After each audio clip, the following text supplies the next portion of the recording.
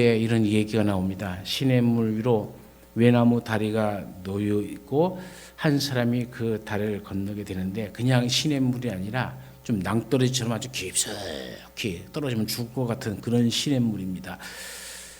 그런데 가만히 보니까 다리가 금방 무너질 것 같이 연약해 보여요. 몇 번 이거 용기를 내어 건너보려고 노력하지만 도무지 이 발이 떨어지질 않는 거예요. 무서움이 오고 두려움이 옵니다. 이 사람이 이 강은 반드시 건너가야겠는데 어찌할꼬 하다가 기도를 합니다. 하나님, 이 다리를 무사히 지나가게 해주신다면은 저의 전 재산을 하나님 사업에 쓰겠습니다. 그리고 용기를 내서 다리를 건너기 시작합니다. 다리가 중간쯤 건너왔는데 이 사람의 생각이 약간 틀려지는 거예요. 중간쯤 건너올 동안 아무 문제가 없는 겁니다. 보기보다 좀 튼튼한 것처럼 보여요. 그러니까는 절반이야 이미 건너왔는데 전 재산을 바치려고 하니까 아까워요. 그래서 그 생각이 드니까는 하나님 앞에 다시 기도합니다. 하나님, 이 다리를 지나가게 되면은 저는 하나님도 아시다시피 땡전 한 푼 없는 알거지가 되고 맙니다. 하나님, 제가 그렇게 되는 걸 원치 않으시죠. 그러니 제가 재산의 절반만 하나님 사업으로 위해서 쓰겠습니다. 그것도 사실은 엄청난 거니까 하나님 이해하시겠죠 하고는 일어나서 다시 다리를 건너기 시작합니다. 이제 다리가 정말 얼마 남지 않았습니다. 이제 몇 발자국 안 가면은 금방 다리를 건널 것 같아요. 그러니까는 그 자리에 멈춰서서 이제 절반도 아까운 거예요. 다시 기도합니다. 하나님, 재산의 반을 바치는 건 아무리 생각해도 하나님 너무 심한 것 같습니다. 이게 다리가 보니까 그렇게 위험하지 않았습니다. 그러니 하나님 딱 잘라서 5만 원만 내겠습니다. 이해하시겠죠? 하면서 한 발자국을 탁 내디더니 다리가 막 흔들리기 시작하는 거예요.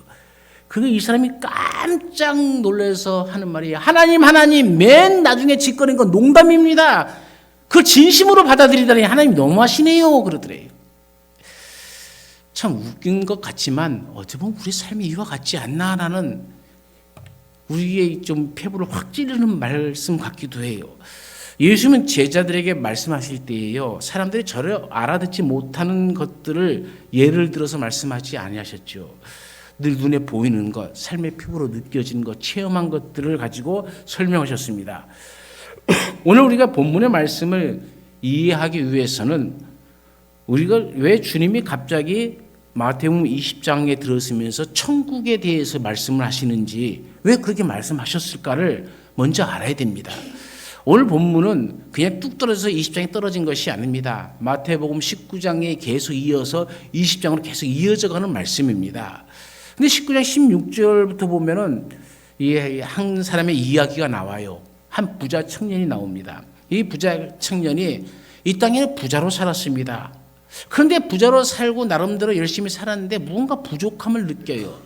그래서 주님을 찾아옵니다.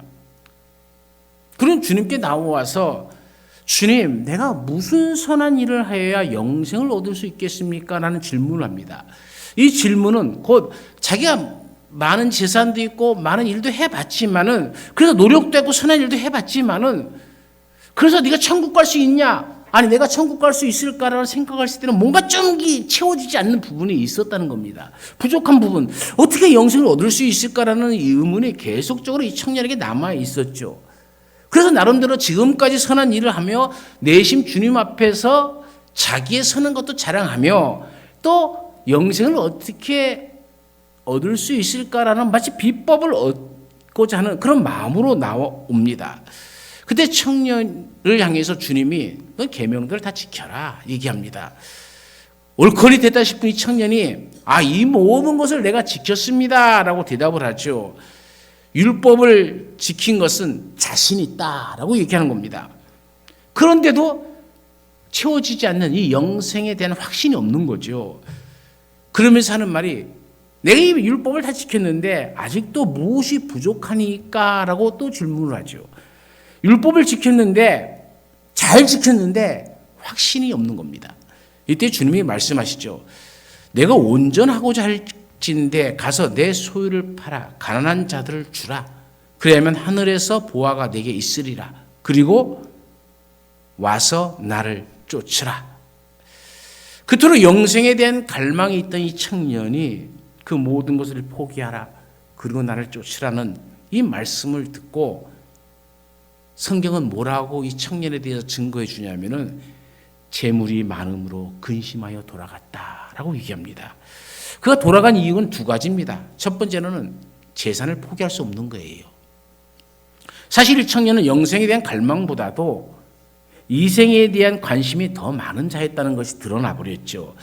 예수님에 대한 질문은 사실 자신의 의의를 드러내기 위한 하나의 행동, 액션이었던 것에 지나지 않습니다. 두 번째로는 주님을 따르기가 싫은 겁니다. 주님과 함께하는 고통, 가난, 배고픔, 환난, 이것이 싫은 거예요. 그래서 떠난 겁니다. 눈에 보이는 것을 중요시 여기는 사람은 눈에 보이지 아니하는 것에 대해 이해할 수 없는 것이죠. 그래서 주님이 그 돌아가는 청년을 보면서 뭐라고 얘기합니까? 약대가 바늘기로 들어가는 것이 부자가 하나님 나라에 들어가는 것보다 쉬우니라 라고 얘기하죠. 그래서 놀란 것은 제자들입니다. 자기들 자신들의 상황을 볼 때는 그 청년보다 부족하여도 한참 부족한데 그 청년이 영생을 얻지 못한다면 도대체 누가 영생을 얻을 수 있겠느냐 이겁니다. 그러면서 제자들이 이제 질문을 하죠. 제자들이 뭐라고 얘기합니까? 주님, 그렇다면 누가 구원을 얻을 수 있겠나이까? 라고 얘기합니다. 이때 주님께서 하신 말씀이 사람으로는 할 수 없으되 하나님으로서는 할 수 있느니라 라고 말씀하시죠. 다시 말하면 구원의 문제는 하나님의 뜻이다 이겁니다. 하나님의 주권이지 인간의 어떤 조건이 아니란 얘기입니다. 인간의 어떤 조건을 보고 하나님께서 구원하시고 안 하시고를 결정하는 것이 아니라 철저하게 하나님의 뜻 안에 있다. 그 얘기를 말씀하는 거죠. 그래서 베드로가 자신 있게 얘기하죠. 우리는 모든 것을 버리고 주께서 그 청년에게 모든 것을 보고 나를 쫓으라 했는데 우리가 그지 아닙니까? 우리는 모든 것을 버리고 주를 쫓아 싸우니 그런즉 우리는 무엇을 얻을 수 있겠습니까? 라고 베드로가 자신 있게 물어요. 그래서 예수님이 하시는 말씀이 세상이 새롭게 되어 인자가 자기 영광의 보좌에 앉을 때에 나를 쫓는 너희도 12 보좌에 앉아 이스라엘 12 지파를 심판하리라. 또 내 이름을 위하여 집이나 형제나 자매나 부모나 자식이나 전토를 벌인 자마다 여러 배를 받고 또 영생을 상속하리라. 그러나 먼저 된 자로서 나중되고 나중된 자로서 먼저 될 자가 많으니라. 이게 마태복음 19장 28절에 있는 말씀입니다. 주님은 우리에게 말씀하시기를 주를 위해서 희생이 크면 그 큰 만큼의 보상을 하늘에서 받을 것이다. 예수의 이름은 너희가 핍박받으면, 예수의 이름은 너희가 손가락질 받으면 그것을 하나님께서 반드시 기억해서 그것이 생각나지 않을 정도로 놀란 하늘의 복이 너희 가운데 있을 것이다 라고 말씀하시는 거죠. 그러면서 오늘 본문의 말씀이 20장이 시작되어지는 겁니다. 당시 사회 상황은 하루 벌어 하루 먹고 사는 사람들이 참 많았습니다. 나라가 가난하면은 가난한 나라의 대표적인 것이 바로 이런 용역들 아니고 요즘 말로 용역이라고 그러죠. 새벽 일찍 나가서 누가 나를 써주지 않을까 기다리는 겁니다. 이 하루 벌어야 한 가족이 먹고 사는데 그런 이들은 새벽에 일찍 나와서 누가 새벽 일찍에 일꾼을 부르는 사람이 있다면 빨리 가고 그 사람한테 가면은 하루가 안심이 되어지잖아요. 그래도 오늘은 내가 일당을 했구나. 내 가족들은 오늘 굶지 않겠구나. 이런 생각이 드는 것 아니겠습니까? 그래서 사람들이 일찍 일어나 사람들이 다른 길에 모여서 있는 겁니다. 주인이나 또는 주인의 청지기들이 와서 일꾼들을 불러가는 거죠. 그러나 일꾼들을 쓰는 데는 한계가 있지 않습니까? 다 쓸 수는 없죠. 일하고 싶은 사람은 많은데 일할 장소가 또 일할 수 있는 그를 뽑아가는 사람이 한정되어 있다면 또 많은 사람들은 택함을 받지 못하게 되어지는 거죠. 그러면 그들과 그들의 가족은 또 하루를 굶어야 되는 겁니다. 마태복음 20장에서부터 보면 이른 아침에 사람을 부릅니다. 한 데나리온을 주기로 약속하고 그들을 포도원으로 들여보냅니다. 그 시간을 이른 시간이라 이렇게 얘기했기 때문에 몇 시인지는 좀 이따 살펴보고요. 그리고 제3시에 주인이 또 사람들을 포도원에 들려보내고 6시와 9시에도 불러서 일꾼들을 씁니다. 그리고 다시 나가보니 아직도 놀고 있는 사람이 있는데 그래서 그 사람도 데려다 씁니다. 그래서 6절에 11시로 나옵니다. 여러분 너희가 왜 서성거리고 있느냐? 그러니까 누가 우리를 써주지 않아서 있습니다. 그러니 주인이 그 마지막 11시에 그를 데려다 쓰는 겁니다. 주인은 그를 데리고 와서 똑같이 포도원에 일을 시킵니다. 이른 아침이라는 시간은 대략 새벽 6시입니다. 그리고 3시라고 나오는 유대 시간은 오늘 우리의 사용하는 시간으로 보면 9시입니다. 그러니까 유대 시간에 우리가 6시간을 더하면 오늘 우리 시간대와 맞아요. 그러니까 6시와 9시는 각각 12시와 오후 3시가 되어지는 것이고 11시는 오후 5시가 되어져요. 그러면 11시에 부름받은 사람은 12시면 일이 끝나요. 오후 6시가 되면 일이 끝나요. 그러니까 딱 1시간을 일하게 되어지는 거예요. 오후 5시에 우리나라 시간으로 6시면 일 끝나는데 그때 부르는 겁니다. 그런데 재밌는 것은요. 이 새벽에 부른 자에게는 말씀을 잘 보세요. 한 데나리온씩 주기로 했어요. 그런데 3시에 다른 또 시간대 6시에 9시에 또 11시에 부른 자들은 얼마 주는지 약속이 없어요. 그죠? 집에 가서 자세히 더 보세요. 없어요. 근데 여기서부터 문제가 시작되어지는 겁니다.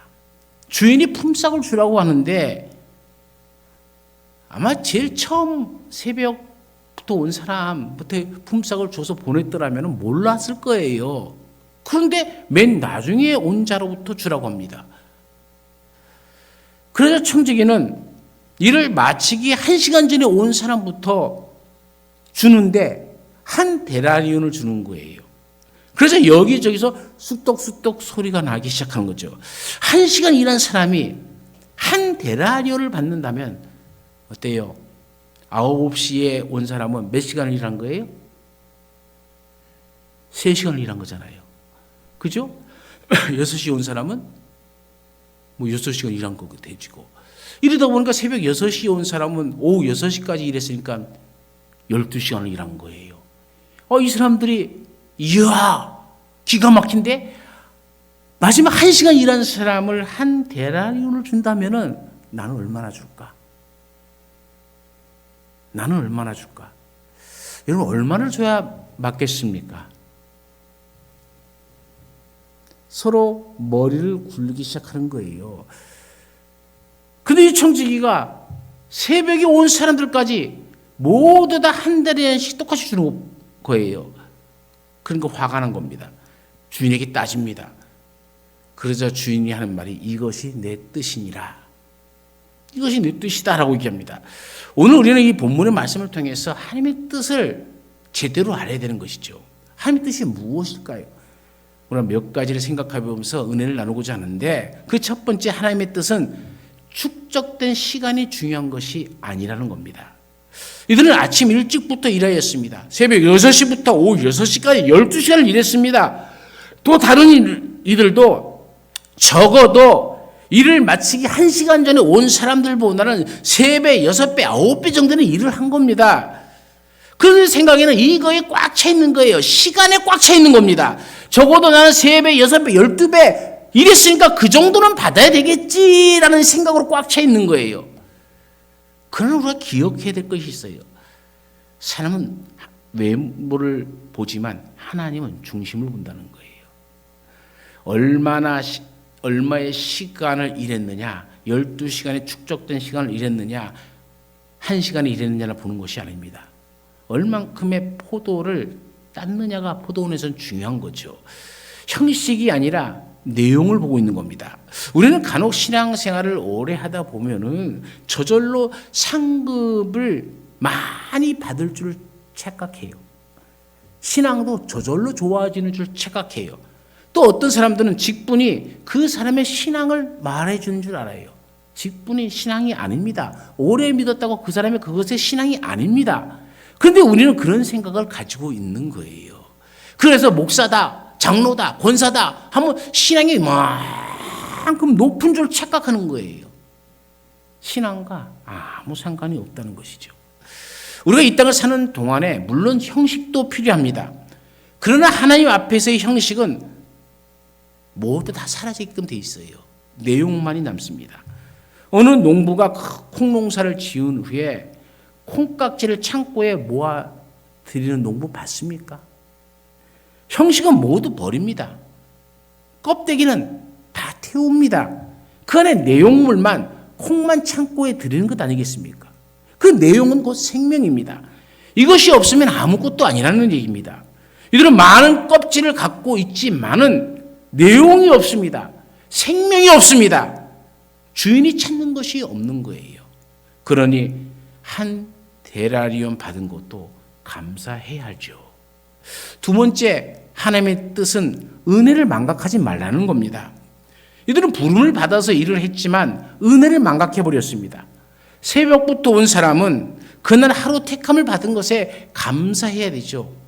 일찍 택함을 받았기 때문에 오늘 우리의 식구들이 밥 굶는 염려는 없겠구나 하면서 어쨌든 마음은 평안해지게 일을 했을 거 아니겠습니까?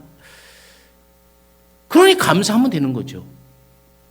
3시, 6시, 9시 계속적으로 우리가 사용하는 시간으로서 9시, 12시, 오후 3시에 부른 자도 감사해야 됩니다.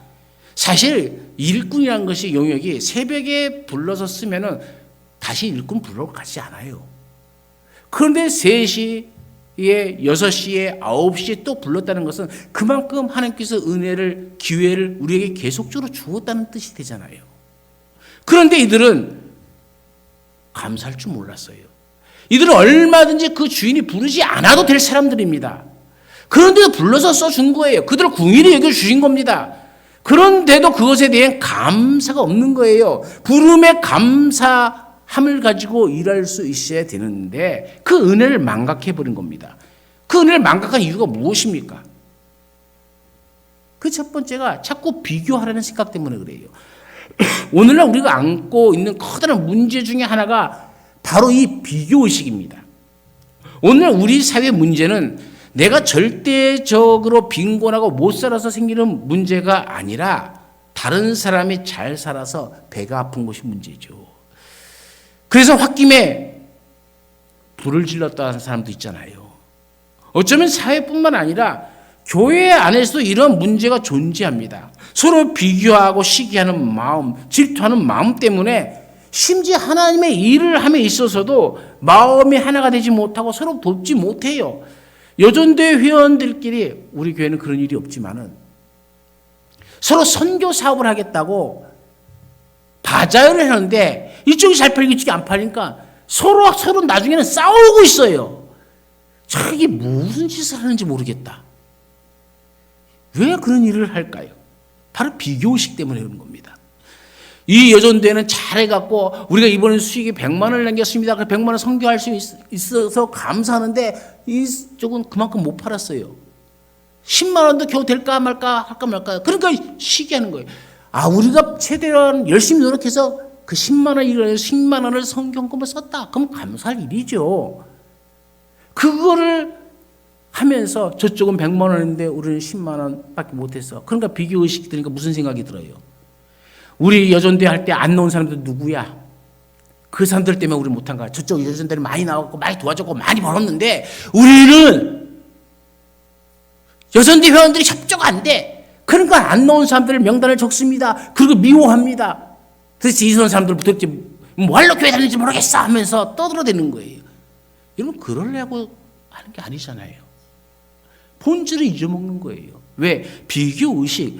그 비교의식은 시기와 질투를 낳게 되어지고 이 시기와 질투가 생기면은요 사람들은 생각이 무너져버리고 중심이 사라져버리는 거예요. 유대인 랍비들이 이야기 가운데 아주 무서운 얘기가 있어요.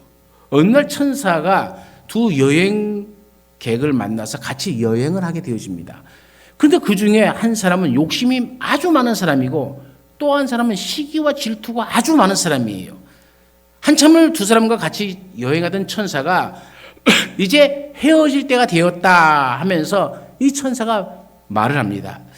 두 분 중에서 먼저 저에게 소원을 말하는 분에게는 제가 그 소원을 들어드리겠습니다.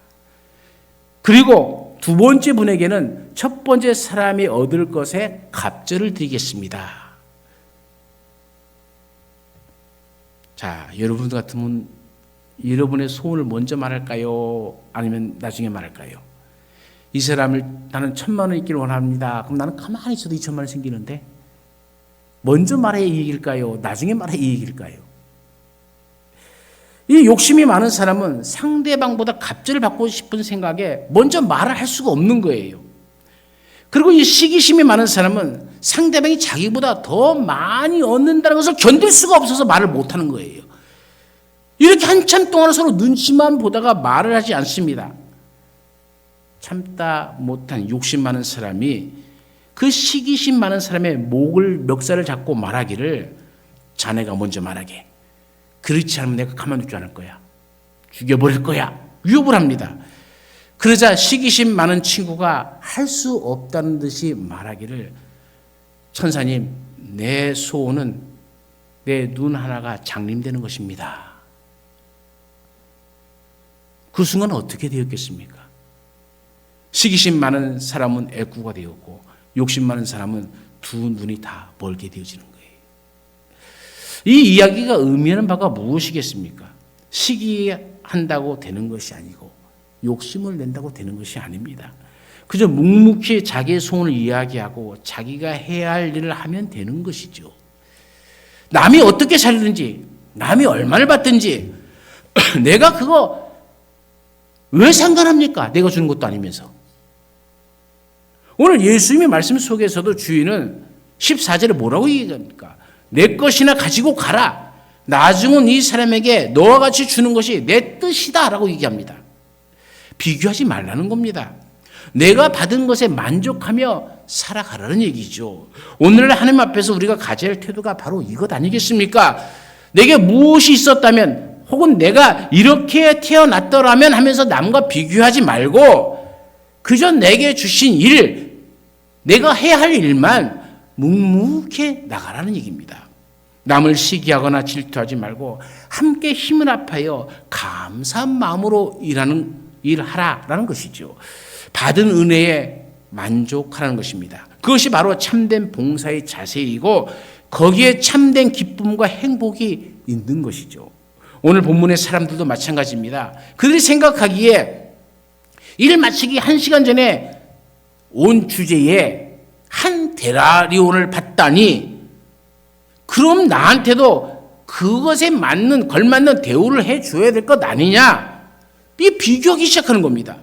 비교하기 시작하면요 감사가 사라집니다. 은혜가 사라집니다. 행복이 사라집니다. 그러므로 비교하지 마세요. 여러분 우리 옆 사람과 오래간만에 인사 한번 할까요? 당신은 당신일 때가 가장 아름답습니다.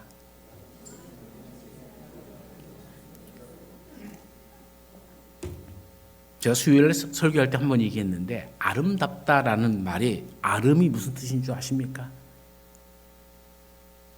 저도 몰랐어요.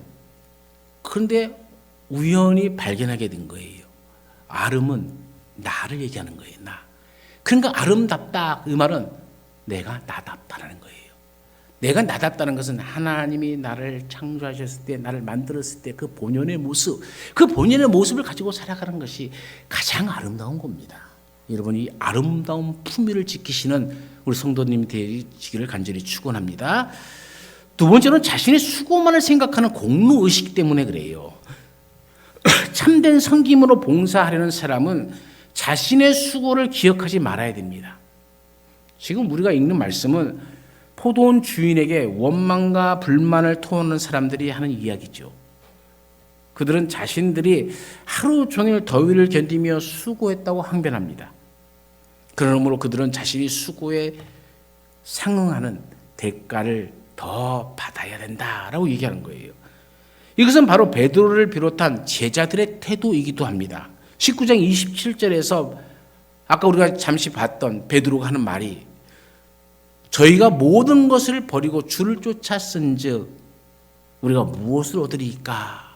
라는 그 얘기입니다. 더 했으니까 더 달라는 얘기예요.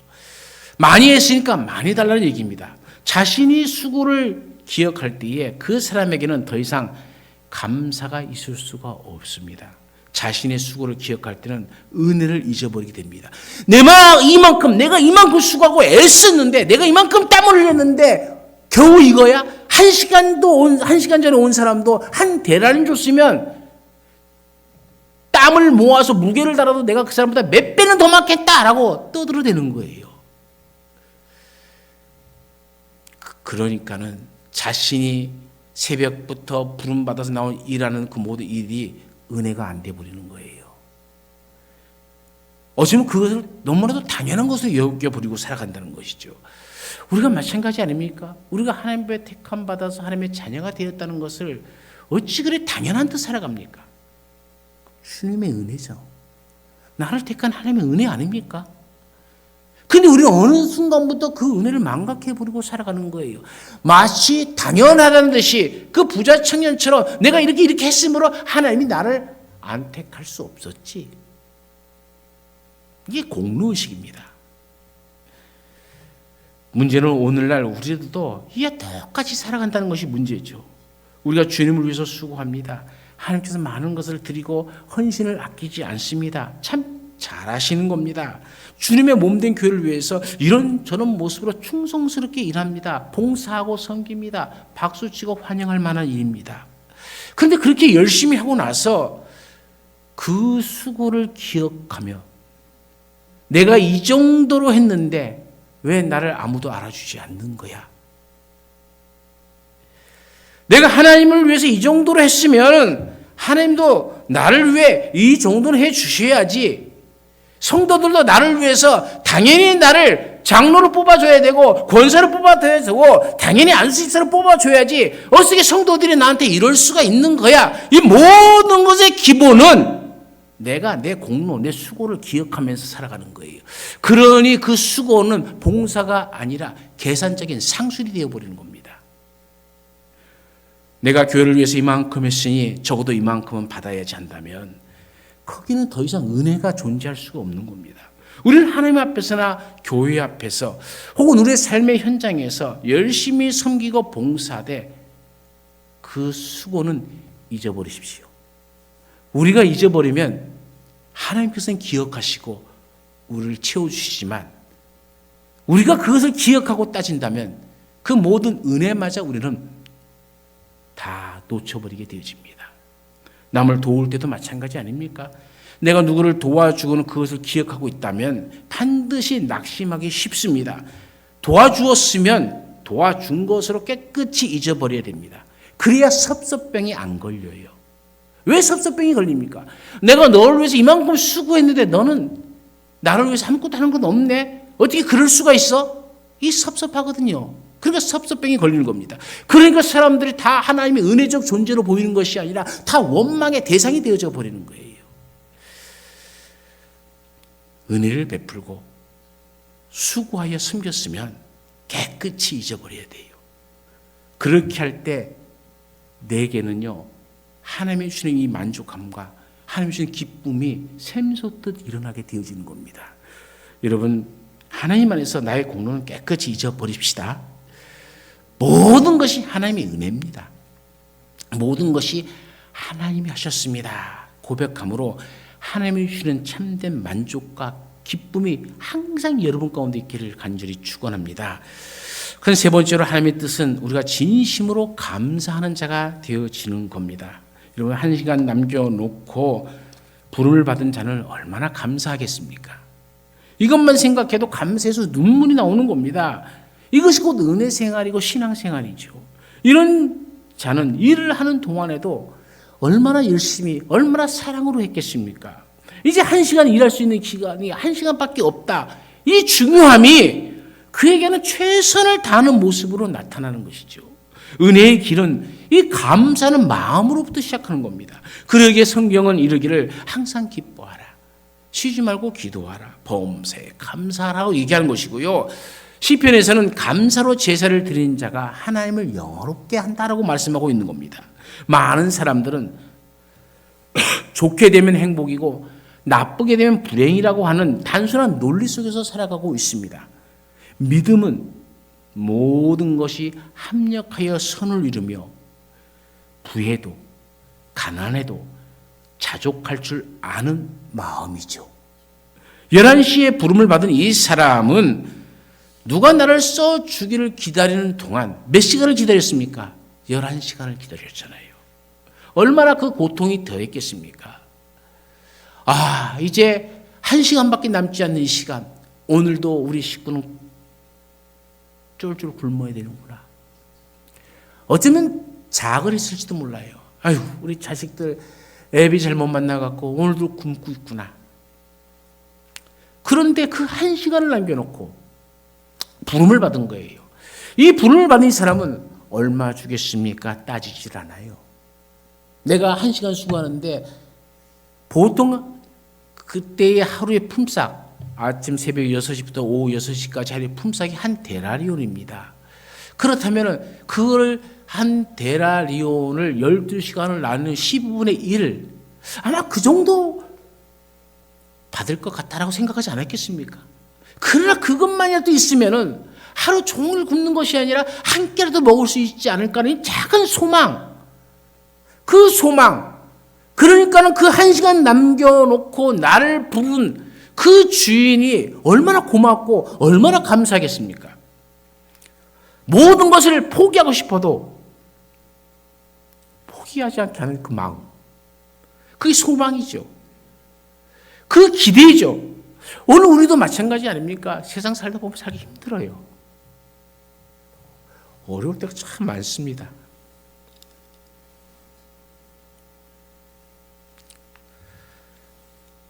그 어려움이라는 것은 직장 생활하는 모든 사람이나 농사를 짓는 사람이나 목회자나 누구에나 다 똑같아요.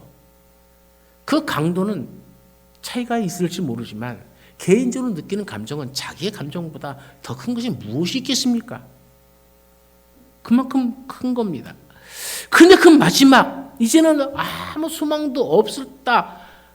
99.9%의 모든 소망까지 내려놓을 때에 그 마지막 1%를 붙잡고 아무도 부르지 않는 그 용역 현장에 앉아서 기다리고 있는 이 사람을 생각해 보세요. 아마 어떤 사람들은 오늘은 끝났다 하고 돌아갔을지도 몰라요. 보통 사람들이 그렇습니다. 제가 서울의 목민교회에 있을 때 그 교회 앞에는 이 용역하는 사람들이 많아요. 새벽 기도를 드리고 새벽 기도를 마치고 나오면은 그 사람들이 30-40명이 쭉 있던 사람들이 쑥 빠져나가고 한 10명 정도 남아요. 그러면 10명 사람들이 아침에 또 그 사람들을 위해서 국밥집에 문을 열어요. 거기 가갖고 자기 오늘 하루 종일 이제 공쳤네, 뭐하네 하면서 새벽부터 또 술 마시고 있어요. 그런 사람들을 보면서 이 사람들을 보면 그래요. 아마 이 사람들도 똑같은 마음 아니겠습니까? 새벽 6시에 부름을 받지 못했어요. 시간이 가요. 3시에 부름 왔는데 그때도 부름 받지 못해요. 5시에 왔는데 또 부름 받지 못해요. 이제 9시에까지 부름 받지 못해요. 이 정도면 어떨까요? 이러면 포기하고 싶지 않습니까? 그러나 이 사람은 그 마지막 1시간 남는 그 시간에도 그 자리를 지키고 있었다는 거예요. 이러면 우리가 힘들어도요, 내 신앙의 자리를 지켜야 됩니다. 그 1시간을 놓고 주님이 찾아오십니다. 주인이 찾아왔잖아요. 그리고 그를 불러 쓰잖아요. 얼마나 감사합니까? 이 사람은 비교하지 않습니다. 그냥 1시간 전에 부른 것에도 감사합니다. 일할 수 있는 것에 감사하는 것이고 일할 수 있는 기회에 주신 것에 감사할 뿐입니다. 그러니 주님께서 끝에 뭐라고 얘기합니까? 나중된 자로서 먼저 되는 역사가 나타나는 거예요. 사랑하는 여러분, 먼저 하나님의 부르심을 받아 교회 안에서 일할 수 있는 것에 대해서 감사하십니까? 많은 사람들이 있는데도 이러한 일을 나에게 맡겨주신 것에 대해서 감사하십니까? 우리가 자랑할 것은 먼저 부르심을 받은 것이 아니라 얼마나 하나님의 뜻대로 살았느냐, 그것 아니겠습니까? 우리는 너무 형식에 치우쳐서 내용은 사라져버린 신앙생활을 하고 있지는 않습니까? 오늘 11시에 부르심을 받은 이 종처럼 주인의 마음에 흡족한 성도들이 되시기를 간절히 축원합니다. 그래서 나중된 자가 먼저 되는 은혜가 오늘 우리의 삶의 모든 분야에 충만하게 나타나기를 간절히 축원합니다. 언제나 우리와 함께 하신 하나님, 그 마지막 때에 우리를 부르셔서 주님의 선하신 일들을 이루어 가시니 감사드립니다. 이 감사의 마음이 식어지지 않도록 나를 부르신 주님 앞에 충성하는 모습으로, 누구는 어떻게 살고 저 사람은 저렇게 살고 비교하는 것이 아니라 내가 얼마나 또 수고했는지라는 이 공로의식에 빠져 사는 것이 아니라 오직 나를 부르신 주님 앞에 감사하며 그 은혜 가운데 살아가는 하나님의 자녀들이 되게 하여 주옵소서. 언제나 함께 하시는 예수님의 이름으로 기도드리옵나이다. 아멘.